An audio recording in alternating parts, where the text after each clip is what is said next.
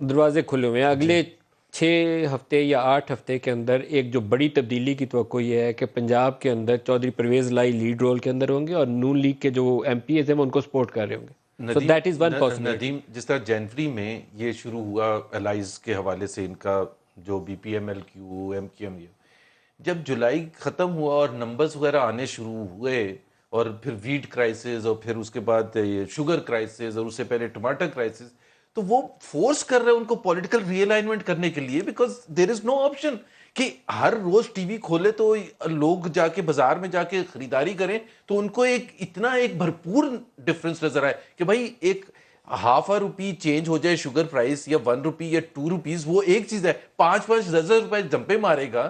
اور میں ولید صاحب سے بھی اس پہ پوچھنا ہے. اور میں لیکن ولید کے لیے ایک چیز کہتا ہوں کہ ولید، یہ کوئی فخر کی بات نہیں ہے کہ پہلے آپ 1 کروڑ 80 لاکھ لوگوں کو غربت کی لکیر سے نیچے لے کے جائیں اور پھر کہیں کہ ہم احساس پروگرام کو بڑھا دیں گے. آپ کے پاس آپشن ہی کوئی نہیں ہے. 1 کروڑ 80 لاکھ آپ پہلے 2 سال میں غربت کی لکیر سے نیچے تھوڑا پھینک سا دیں گے پہلے لوگوں. پولیٹیکل کویسچن ہو جائے. جی یہ جو جہانگیر ترین صاحب کی آج کی خبریں چھپی ہیں کہ وہ میٹنگز ہو رہی ہیں، پرویز لائی مل رہے ہیں، مختلف ایم این ایز مل رہے ہیں، پھر پی ٹی آئی کے اندر سے آ رہی ہیں جی کہ ایک گروپ دوسرے کے اوپر فنگر پوائنٹنگ جی کر رہا ہے. کیا یہ بھی لنکڈ ہے اس تبدیلی سے، پاسبل تبدیلی سے جو دیکھو پنجاب نا، میں نظر آ رہی ہے؟ سارا کانسیکوینس ہے اس اکنامک ڈیبیکل کا. کیونکہ فنگر پوائنٹنگ جہانگیر ترین پر کیوں ہو رہی ہیں؟